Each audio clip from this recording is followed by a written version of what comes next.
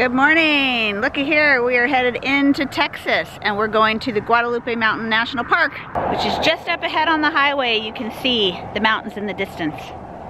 And there's a pretty little Texas sign that I'm going to show you. It's a lovely morning. We've just left Carlsbad. Hope you're able to check out our videos from our adventures in Carlsbad. And now we're headed to Guadalupe Mountain National Park, and we're going to end up in El Paso today. And those mountains in the distance is Guadalupe Mountains National Park.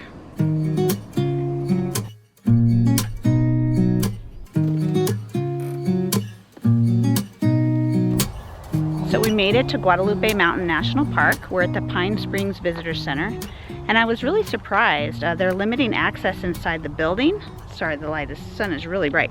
They're limiting access inside the building, so there was kind of a line to talk to the park ranger. All I wanted was a map, wanted to find out some information about the park, so we had to kind of stand there and wait a little while. So there's restrooms and picnic tables. So at this spot they have some campgrounds. All the campgrounds are full.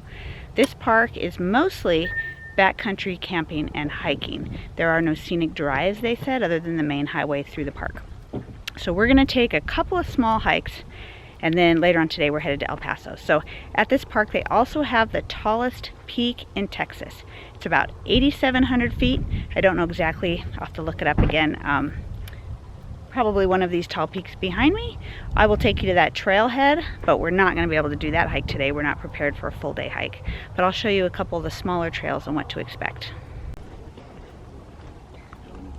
So I'm going to start here at the Pinery Trail, 0.67 miles round trip from the Visitor Center. This is the first place we're going to visit today.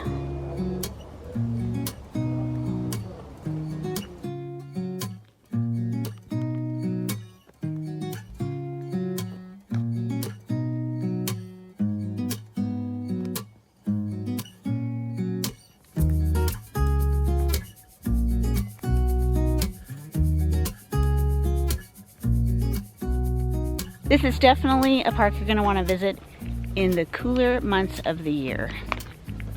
Or you're going to want to get here really, really early because it's going to heat up really fast.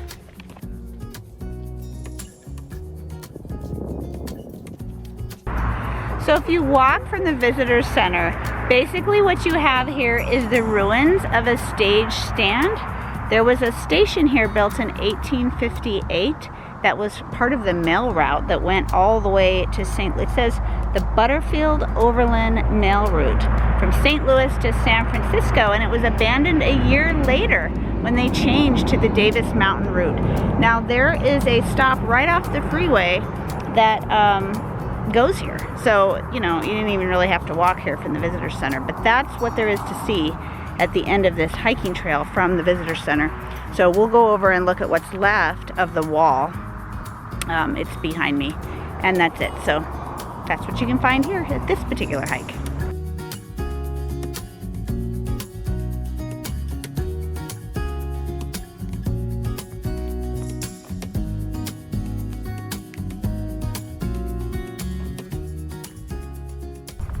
I don't know my geology, but those rocks don't really look like they were meant to stand the test of time. There's some very flat pieces of rock that they were able to stack together with mud. I don't know if there's some form of old concrete in between those rocks, but as you can see, they're having to hold it up to keep it upright. Then there's a secondary structure that you can walk to that I'm headed down to now, and then there's a wash right behind it with bright white rock. Probably get some water certain times of the year.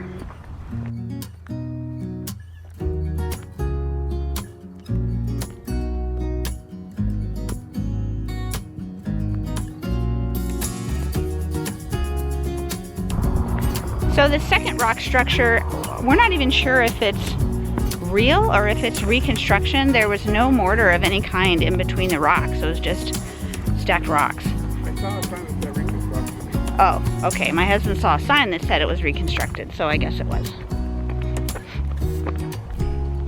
So if you have about 2 to 3 hours for a nice hiking trail, the park ranger actually recommended McKittrick Canyon. And said it's fairly level, maybe goes up about 800 feet over the course of 2.5 miles.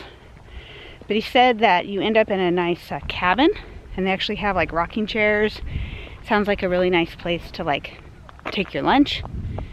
It's a little more time than we're willing to give on a single hiking trail today. I'll try to look up some photographs of the area and post them here on the video, and I apologize for my lack of fitness. I am tired, and Carlsbad Caverns has me a little beat from yesterday. But anyway, I'll show you what we find as we explore a couple of different areas. So just for exploration's sake, we decided to take the trail by the visitor center that goes to the campground. Don't really know how far it is. I don't know what to expect. We're just gonna wander and see what we find.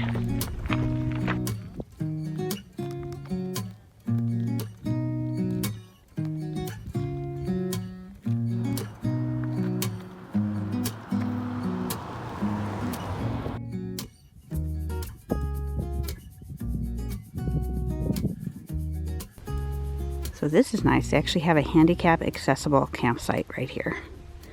Now these were all reserved. They're full, I mean, so there's no openings. We weren't planning on camping on this trip anyway.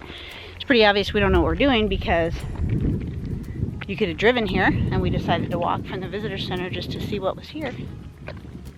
Looks like a primitive campsite for some beautiful views. This is the type of park for quiet and solitude.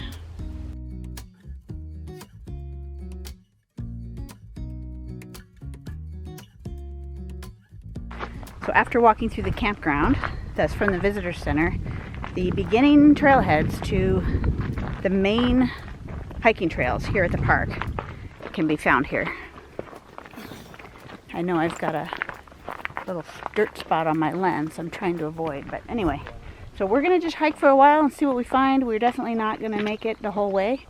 And this is late March, and it's already pretty warm out here. So bring plenty of water if you do any of these hikes. So the first intersection,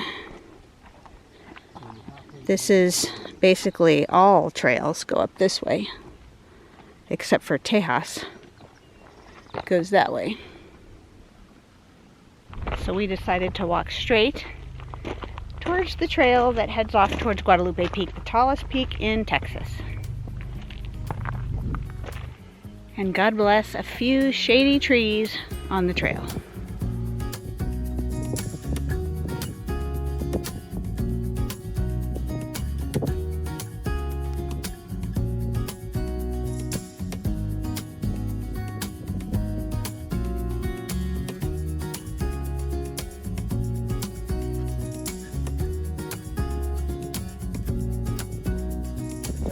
Okay, we made it probably half a mile, maybe just short of a half a mile from the trailhead, and it just keeps on going up. You can see the path. In fact, you can see some people hiking.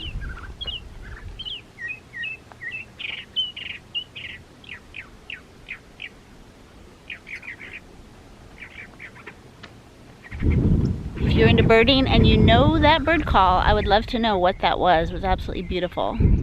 So we're pretty sure we hiked over a mile from where we parked, but from the trailhead, you know, if you were able to drive all the way up to the trailhead and park, I'm guessing is a half a mile, pretty much up and away. But from the visitor center parking lot, at least a mile. Now when I get home, I always try to see if I can map it and tell you exactly how much it is, although sometimes I'm not successful. So if I have it, I'll let you know. We're gonna go to one other area that's an easy hike to show you what's here. This is definitely a backcountry type of a place. It's very pretty. So now we're stopping at the Frijole Ranch stop, and we're gonna eat some lunch. They have some nice covered areas, little covered picnic tables here. We brought some food. There is nowhere to eat for miles and miles. Carlsbad or El Paso are the closest facilities, so you need to pack your lunch if you come to Guadalupe Mountain National Park. I hope you can hear me because there's a little breeze. We're gonna stop and get some bite to eat. So on the map, this was called the Frijole Ranch History Museum, and it does look like there's some historic structures here behind me, so we're gonna go check that out and then hike to Manzanita Spring. I don't know if there's any water there or not. There's also Smith Spring, and I'm not sure how far that is. we'll assess that after we get started.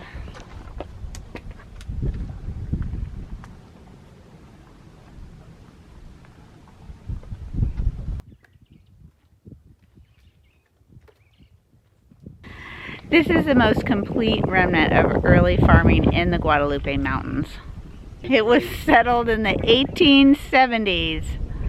We're gonna check it out. It's pretty cool.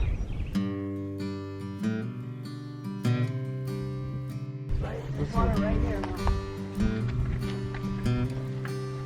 Water's in here. It's protected. It comes out here.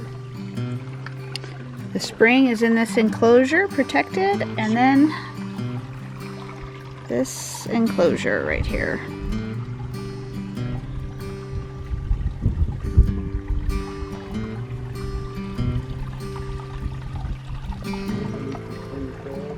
I bet this is beautiful when the trees are green.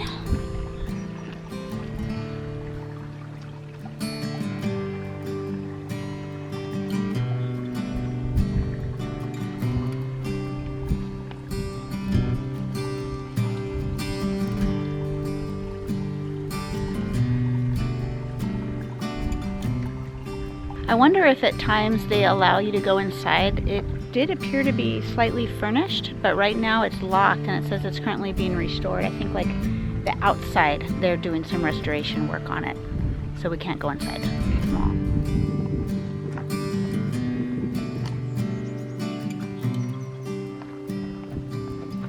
I have a plan. He has a plan. Have the cellar here behind the structure.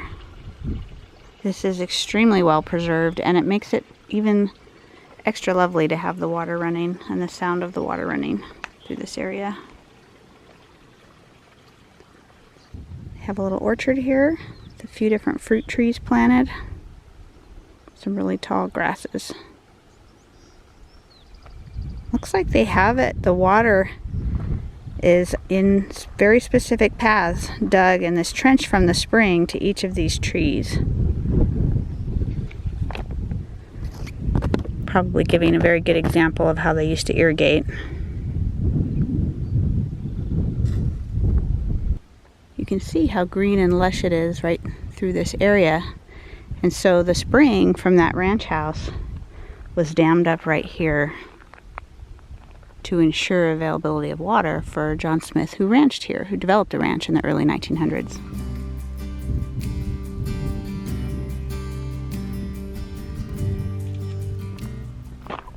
Okay, so we're continuing on this trail to the Smith Spring. It's flat, however there's a lot of loose rock on this part of the walkway.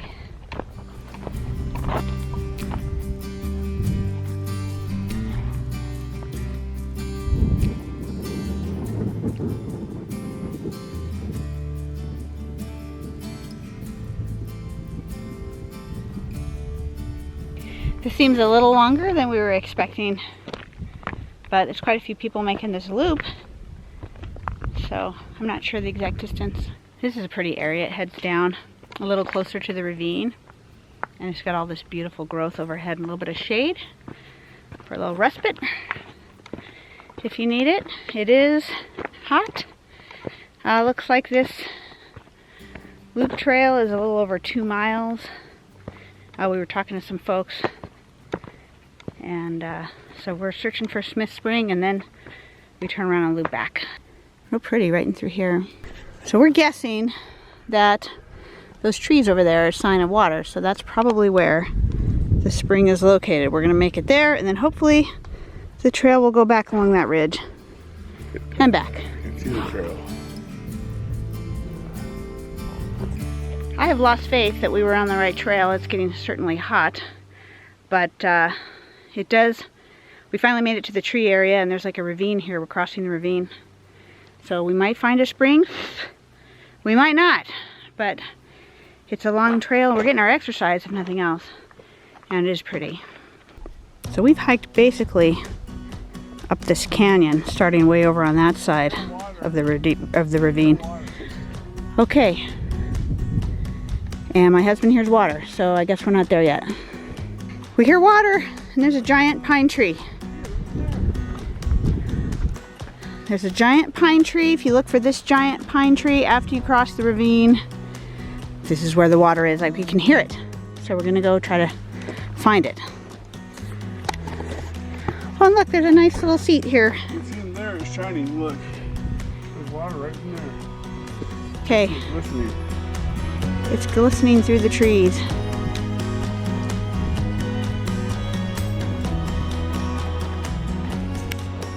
Thank goodness.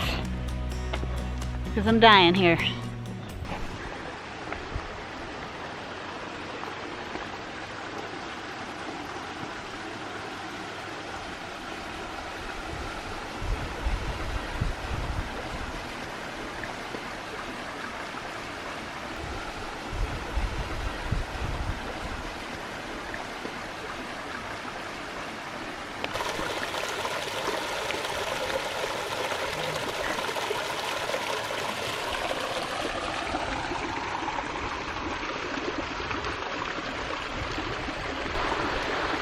That, my friends, is the sweet sound of relief. If you follow my channel for a while, out of the few hikes that I've done, I'm kind of a wimp, and I tend to complain and almost give up right near the end. And when we finally get there, I'm super happy we made it. I really didn't know what I was in for. I was starting to think we were not headed in the right direction, but this is beautiful, and it's here in the hot and dry Guadalupe National Park. So if you're here for a day and you want to do a little hiking, this is definitely the stop I recommend.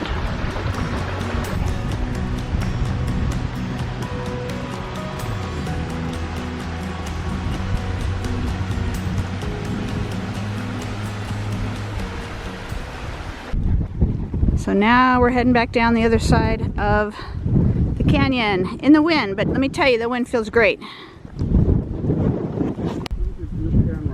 Okay, so it's pretty windy. I don't know if you're gonna be able to catch my audio, but you can see from here the dammed up spring that we saw and then the parking lot. So I'm gonna try to zoom in.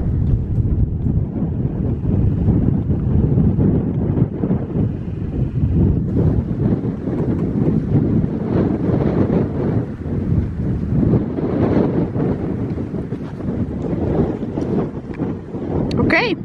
So if you can hear me, this side of the loop is a little bit easier for downhill. There's not quite as many loose rocks, and it's a slightly shorter hike.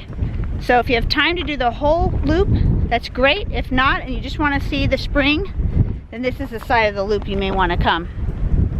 I have to watch my step so I don't fall. But I hope you enjoyed this hike.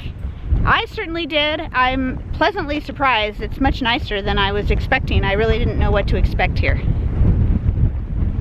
The wind feels actually fantastic.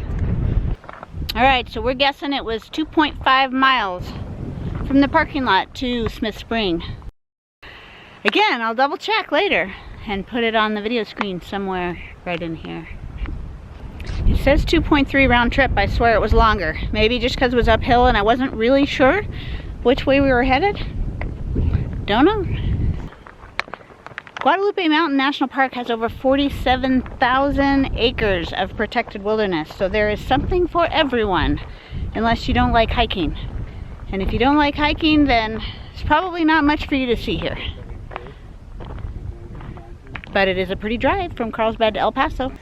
Okay, since we finished the loop, I'll show you that right here when you're at this little house structure, if you want to go the shorter route just to Smith Spring and you're not worried about that other little spring that we found, I already forgot what it's called, the one that was dammed up, you're going to hang a left. So here's the historic home. Now we went that way down that paved path straight ahead, but if you come this way to the left, that's where the trail is. And it goes up over that, behind that ridge right there. In that canyon is where the spring is. It was so incredibly gorgeous. Thanks for watching. Till next time, that's it for Guadalupe Mountain National Park. We are heading to El Paso just for the night.